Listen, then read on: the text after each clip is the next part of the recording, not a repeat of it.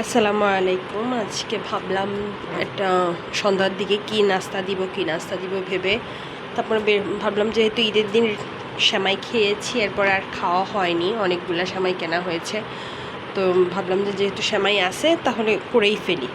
এই যে দুধ দিয়ে দিলাম, গুঁড়া দুধ, পাউডার যে মিল্কটা পাওয়া যায় সেটা, পাউডার মিল্কটা খাবার পানিতে দিয়ে লিকুইড দুধ বানিয়ে নিলাম। প্যাকেট দুধ ছিল না দেখে, অথবা গরুর দুধ ছিল না দেখে আর ওইটা দিয়ে নেই, গুঁড়া দুধ দিয়ে দিলাম। এই চিনি দিয়ে দিলাম পর্যাপ্ত পরিমাণ, যতটুকু যেতটুকু মিষ্টি খান সে ততটুকুই দিবেন।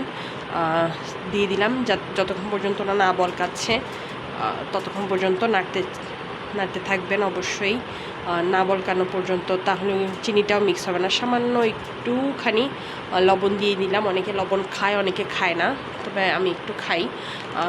আমার শাশুড়ি দেখেছিলাম খায়, সেই হিসেবে আমি একটু দিয়েছি লবণ। অনেকেই সেমাইতে লবণ পছন্দ করে না। ঈদের দিন ছাড়া সাধারণত সেমাই খাওয়া হয় না, তবে যেহেতু কেনা হয়েছে এখন কি করব, সেই জন্য দিয়ে করলাম। মনে হচ্ছিল দুধ কম দিয়েছি, সেজন্য আরও একটু কিছু দুধ গুঁড়া দিয়ে নিলাম। মিষ্টিটাও একটু কম মনে হচ্ছিল, জন্য আরও একটু মিষ্টি দিয়ে নিলাম। ভালো করে চিনিটা যাতে মিশে যায় সেজন্য ভালো করে নাড়তে হবে, আর গুঁড়া দুধটা যাতে দলা পাকিয়ে না থাকে সেটাও খেয়াল রাখতে হবে, যাতে সুন্দর মতো পানির সাথে মিশে লিকুইড দুধটা সমান ঘনত্বে আসে। আর সাথে এই যে বলকানোর পরে আস্তে চুলাটা কমিয়ে দিয়ে অল্প একটু কতক্ষণ জাল করে নিলাম, যাতে দুধের কাঁচা ভাবটা অথবা কাঁচা কাঁচা না লাগে, এই জন্য আর কি অনেক একটু সময় ধরে জাল করে নিলাম।